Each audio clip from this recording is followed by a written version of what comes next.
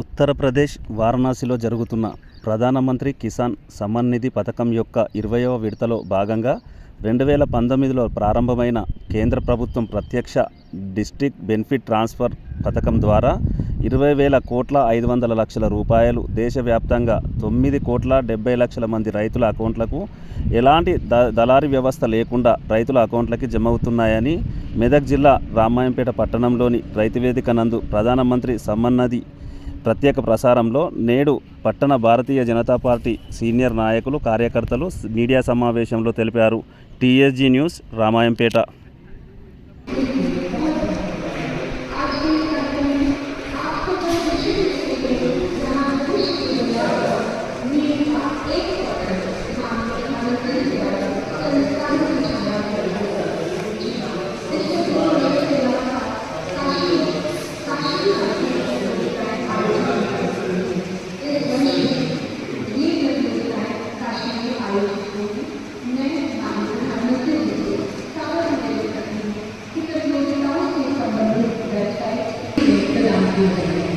इनमें से कुछ जानकारियों को मैं मंच पर आमंत्रित करते हुए सारे खबरों के प्रधानमंत्री जी से कि इन्हें अपने कर्तव्यों से उनके सहायक उपकरण प्रदान करने के आशीर्वाद प्रदान करने की प्रभावना.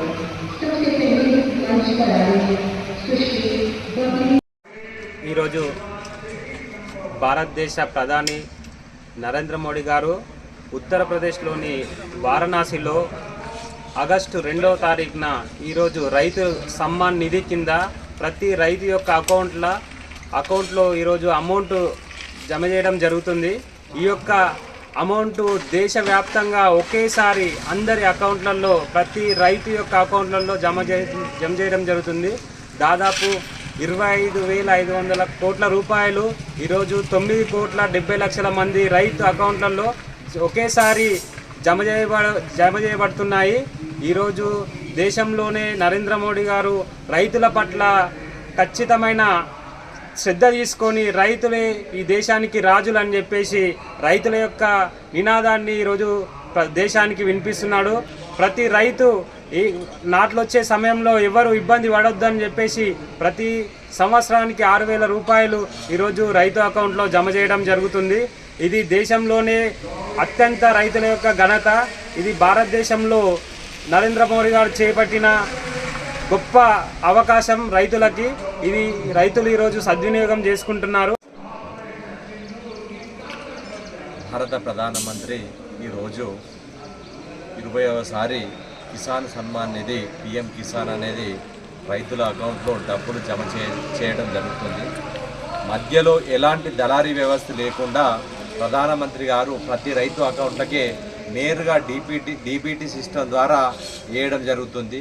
వేరే దేశాలలో కూడా రైతులకు ఇలాంటి సౌకర్యం ఎక్కడ కూడా లేదు. ఏ రాష్ట్ర ప్రభుత్వం సహకారం లేకుండా డైరెక్ట్ రైతుకే ఈ పథకం చెందుతుంది కనుక రైతులు బాగా హర్షిస్తూ ఉన్నారు. వ్యవసాయం కోసం నానో ఉత్పత్తులతో పాటు ఇంకా ఇతరత్ర టెక్నాలజీని కూడా ప్రధానమంత్రి మోడీ గారు మనకు అందించడం జరుగుతుంది.